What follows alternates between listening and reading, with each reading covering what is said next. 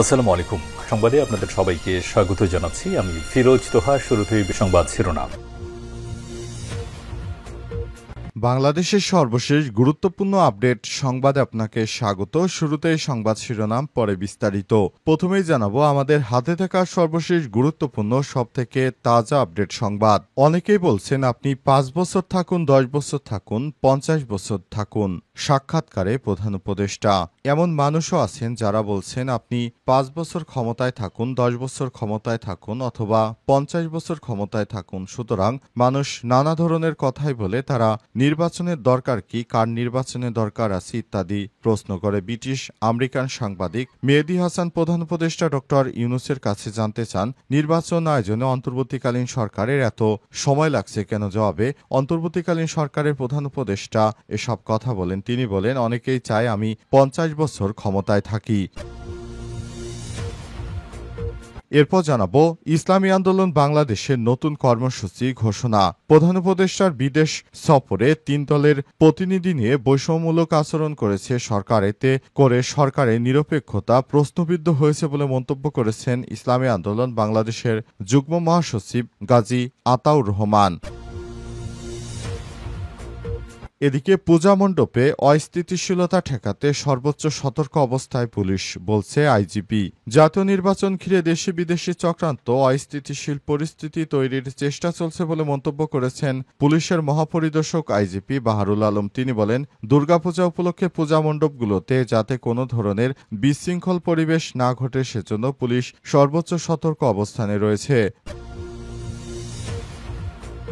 জানাবো পার্শ্ববর্তী দেশ ভারত হঠাৎ বলছে বাংলাদেশকে চাল দেবে না, বললেন অর্থ উপদেষ্টা।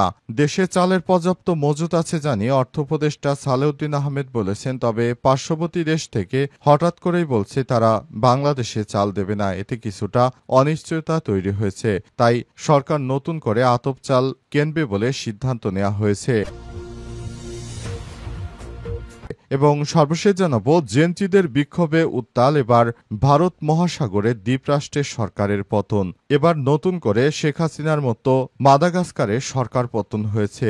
ব্যাপক বিক্ষোভের পর সরকার ভেঙে দেওয়ার ঘোষণা দিয়েছে মাদাগাস্কারের প্রেসিডেন্ট আন্দ্রে রাজোলিয়া। আজ তিনি জানিয়েছেন জল ও বিদ্যুৎ বিভ্রাটের বিরুদ্ধে যুব নেতৃত্বাধীন বিক্ষোভের পর সরকার ভেঙে দিচ্ছে দেশটির প্রেসিডেন্ট। এক প্রতিবেদনে এই তথ্য জানিয়েছে রয়টার্স। প্রিয় দর্শক, এতক্ষণ শুনছিলেন সংবাদ শিরোনাম, এবারে বিস্তারিত। তবে তার আগে বন্ধুরা অনুরোধ থাকবে এই সংবাদটিতে একটি লাইক দিন। এই চ্যানেলে আপনি নতুন হয়ে থাকলে আমাদের সংবাদটি দেখতে দেখতে চ্যানেলটি সাবস্ক্রাইব করে রাখুন। কমেন্ট করে বন্ধুরা আপনার মূল্যবান মতামত জানিয়ে দিন আপনি বিশ্বের কোন দেশ থেকে বা বাংলাদেশের কোন স্থান থেকে আমাদের সংবাদটি দেখছেন এবং শুনছেন। আর বন্ধুরা এই সংবাদটি আপনার সোশ্যাল মিডিয়া ফেসবুকে শেয়ার করে বন্ধুদেরও দেখার সুযোগ করে দিন। এবারে বিস্তারিত। সাক্ষাৎকারে প্রধান উপদেষ্টা বলেন, অনেকেই বলছেন 5 বছর থাকুন, 10 বছর থাকুন। এমন মানুষও রয়েছে যারা বলছে আপনি 5 বছর থাকুন, 10 বছর থাকুন, 50 বছর থাকুন। সুতরাং মানুষ নানা ধরনের কথাই বলে। তারা বলে নির্বাচনের দরকার কি, কার নির্বাচনের দরকার আছে। ব্রিটিশ আমেরিকান সাংবাদিক মেহেদী হাসান প্রধান উপদেষ্টা ডক্টর ইউনূসের কাছে জানতে চান নির্বাচন আয়োজনে অন্তর্বর্তীকালীন সরকার এর এত সময় লাগছে কেন। এই প্রশ্নের জবাবে এমন কথা বলেছেন প্রধান উপদেষ্টা। জাতিসংঘের সাধারণ পরিষদে যোগ দেওয়ার ফাঁকে আল জাজিরা টেলিভিশনের টক শোতে হেড টু হেড এর উপস্থাপক ও জেটিওর প্রতিষ্ঠাতা মেহেদী হাসান সাক্ষাৎকার দেন ডক্টর ইউনূস। সাক্ষাৎকারে 3 মিনিটের একটি ক্লিপ সোমবারে জেটিওতে প্রচার করা হয়। আপনি অন্তর্বর্তীকালীন সরকার 1 বছর ধরে ক্ষমতা, আপনি বলছেন নির্বাচন ফেব্রুয়ারিতে হবে, এটা আরও পরে হওয়ার কথা ছিল, আপনি ফেব্রুয়ারিতে কেন এগিয়ে এনেছেন। এমন প্রশ্নের জবাবে ডক্টর ইউনূস বলেছেন ফেব্রুয়ারির প্রথমার্ধে রমজানের কারণে এগিয়ে আনা হয়েছে। মেহেদী হাসান বলেন, আপনি সাক্ষাৎকারের শুরুতে বলেছিলেন বাংলাদেশের অনেক মানুষ এখন কাজ দেখতে চায়। সমালোচনায় বলছেন অনেক দেরি হয়ে গেছে, নির্বাচনের জন্য আরো 6 মাস অপেক্ষা করা খুব দীর্ঘ।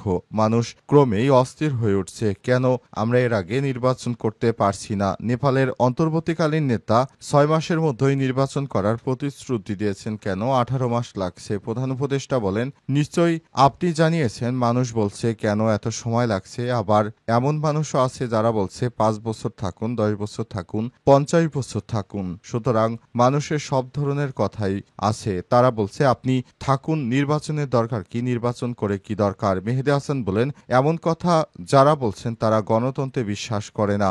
যারা গণতন্ত্রে বিশ্বাস করে তারা বলেন কেন আমরা তাড়াতাড়ি নির্বাচন করতে পারছি না, এটি বিলম্ব কিসের জন্য। প্রধান উপদেষ্টা বলেন, যখন তারা এই কথা বলে তখন তা গণতন্ত্র নিয়ে নয়, সুশাসন নিয়ে কথা বলে।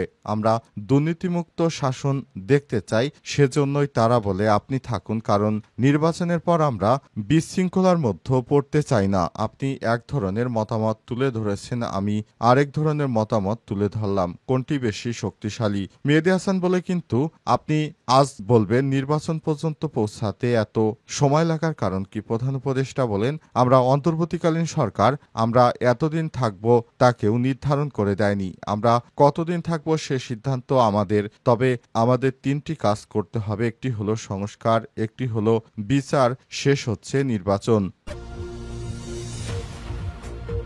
ইসলামী আন্দোলন বাংলাদেশের নতুন কর্মসূচি ঘোষণা।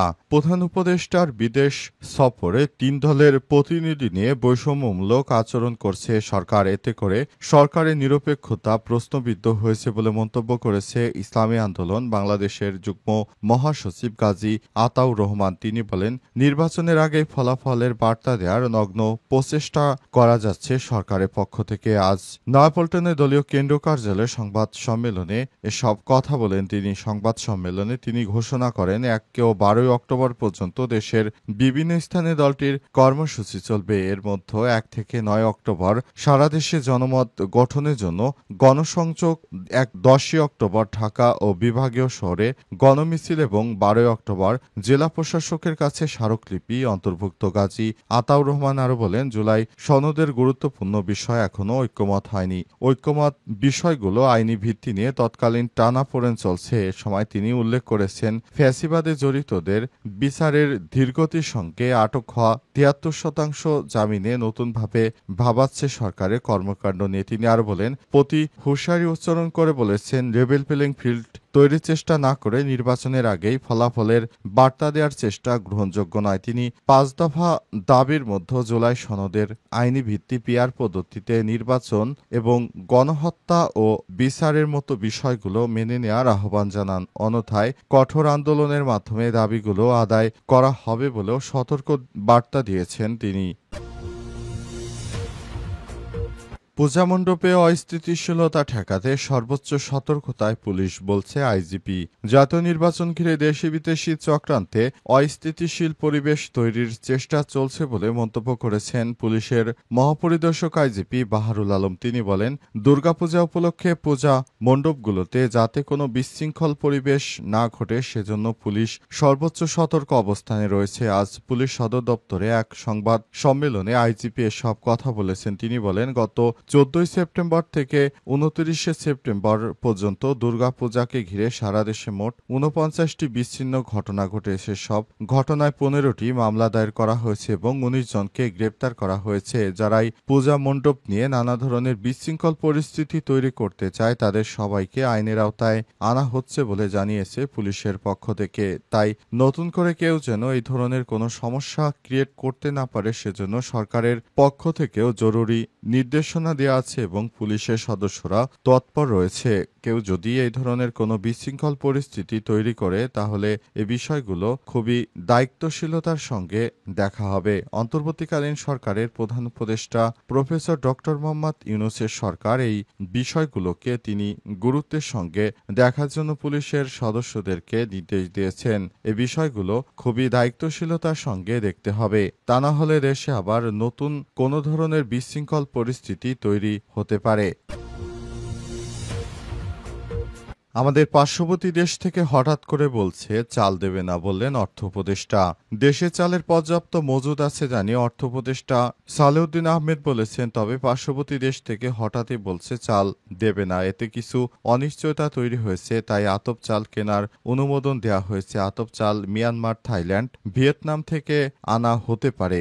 ওপেন টেন্ডারের মাধ্যমে আজ সচিবালয়ে সরকারি ক্রয় সংক্রান্ত উপদেষ্টা পরিষদের কমিটি সভা শেষে সাংবাদিকদের ব্রিফ ব্রিফিংকালে সব কথা বলেন তিনি। উপদেষ্টা বলেন, সৌভাগ্যবশত সারের ক্রয়মূল্য কিছুটা কমছে, এতে স্বস্তিতে আছি। এ সময় বাজার ব্যবস্থা নিয়ে প্রশ্নের জবাবে তিনি বলেন, চালের দাম সম্প্রতি সময় কমেছে, সবজির দাম ঋতুর উপর নির্ভর করে বাজারের ক্ষেত্রে সর্বোচ্চভাবে সাফল্য অর্জন করতে পারেনি বলে তিনি স্বীকার করেছেন। এছাড়াও আগামীতে আরও ভালো করার তিনি চেষ্টা করছেন বলে জানিয়েছেন। এবারের সবজি এবং মাছের বাজারগুলিতে যথাযথ ব্যবস্থা গ্রহণ করা হচ্ছে যাতে করে আর কোনো ধরনের বিশৃঙ্খল পরিস্থিতি তৈরি হতে না পারে, সেজন্য সরকার সব রকমের প্রস্তুতি নিচ্ছে।